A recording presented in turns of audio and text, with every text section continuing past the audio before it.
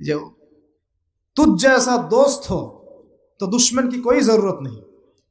ওইরকম বন্ধু যদি থাকে তাহলে দুশমনের কোনো দরকার হবে না। এই বিশ্বে যারা পশ্চিমাদেরকে বন্ধু বানাইছে ওদের কোনো দুশমনের দরকার নাই। একদম খোলামেলা বললেন, ইসরায়েলের সাথে যারা আতাত করেছে ওদের দুশমনের দরকার নাই। পশ্চিমা আমেরিকাদের সাথে যারা বন্ধুত্ব করে চলছে এদের দুশমনের কোনো দরকার নাই।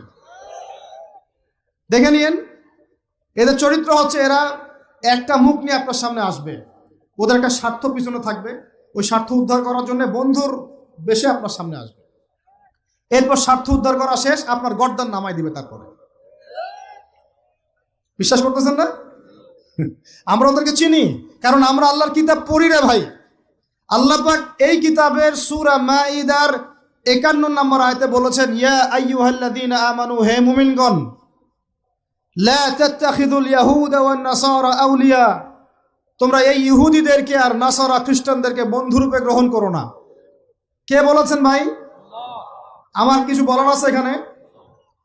কোন ইহুদি কোন খ্রিস্টানকে? আল্লাহ পাকে সবার কথা বলছেন? উত্তর না, ওদের মধ্যেও কিছু কিছু ভালো মানুষ আছে। সত্য এটা, কিছু কিছু ভালো মানুষ আছে। কারা তাহলে? কাদেরকে নিষেধ করলেন আল্লাহ পাক? আল্লাহ পাক বলছেন বা'দুহুম আউলিয়াউ বা'দ, ওদের মধ্যে কিছু আছে যারা একে অপরের বন্ধু। একে অপরের, বলেন তো ইসরায়েল আর আমেরিকা কি একে অপরের বন্ধু না? বন্ধু না। এদেরকে বন্ধুরূপে গ্রহণ করতে আল্লাহ নিষেধ করেছেন। এই আয়াতটা এখন ওই মধ্যপ্রাচ্যের এই হাবিবিদেরকে কে বুঝাবে? কে বুঝাবে? এই জর্ডানের রাজাকে কে বুঝাবে? আমাদের সৌদের কিংকে কে বুঝাবে? লেবাননকে কে বুঝাবে? এই যে গলফ কান্ট্রিদেরকে কে বুঝাবে যে আল্লাহ পাক বলেছেন ইহুদি এবং খ্রিস্টানদের মধ্যে যারা একে অপরের বন্ধু, এদেরকে আমরা বলি জায়নিস্ট। কি বলি? জায়নিস্ট, মানে জায়নবাদী। এরা জায়নিস্ট মুভমেন্ট চালু করেছে সারা ওয়ার্ল্ডে। এদের উদ্দেশ্য হচ্ছে হোলি ল্যান্ডটা দখল করা, মানে ওই নীল নদ থেকে ইউফ্রেটিস পর্যন্ত দখল করে ওইখানে দাজ্জালের শাসন কায়েম করা, এটা ওদের লক্ষ্য। এই একটা লক্ষ্যের আগাচ্ছে। এদেরকে আল্লাহ পাক বন্ধুরূপে গ্রহণ করতে নিষেধ করেছেন। এই আয়াতটা আপনি ওদেরকে কিভাবে বুঝাবেন? আল্লাহ পাক আরো বলছেন ওয়ামা ইয়াতাওয়াল্লাহুম মিনকুম, আয়াত কিন্তু শেষ হয়নি এখনো। আল্লাহ পাক বলছেন ওয়ামা ইয়াতাওয়াল্লাহুম মিনকুম, তোমাদের মধ্যে হে মুমিনরা কেউ যদি ওদের দিকে মুখ ফিরাও, মানে ওদেরকে অ্যালায়েন্স রূপে গ্রহণ করো, ফাইন্নাহু মিনহুম, তুমি তখন তাদের অন্তর্ভুক্ত হয়ে যাবে। নাউযুবিল্লাহ। তার মানে কি তারা কাফের হয়ে যাবে? আমরা কি তাহলে এদের সবাইকে কাফের বলছি, তাকফির করছি? উত্তর না।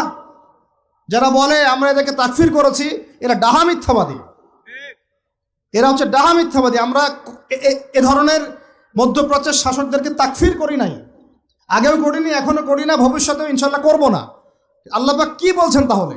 আল্লাহ পাক আয়াতের শেষে উত্তর দিচ্ছেন ওয়ামা ইয়াতাওয়াল্লাহুম মিনকুম ফাইন্নাহু মিনহুম, তোমাদের মধ্যে কেউ যদি ইহুদি নাসারাদের সাথে, জায়নিস্টদের সাথে জোট গঠন করো, ওদেরকে বন্ধুরূপে গ্রহণ করো, তাহলে তোমরা তাদের অন্তর্ভুক্ত হয়ে যাবে, আমাদের কেউ থাকবে না। এর মানে তারা কি হবে? ইন্নাল্লাহা লা ইয়াহদিল কওমাজ যালিমিন, আল্লাহ পাক এই জালেমদেরকে হেদায়েত দেন না। তার মানে তারা হবে জালেম। কি হবে? আল্লাহ পাক শব্দ ইউজ করেছেন কি? জালেম। অতএব যদি কেউ জায়নিস্টদেরকে মিত্ররূপে, বন্ধুরূপে গ্রহণ করে, সে ব্যক্তি হোক, সমাজ হোক, সরকার হোক, রাষ্ট্র হোক, সে জালেম হয়ে যাবে।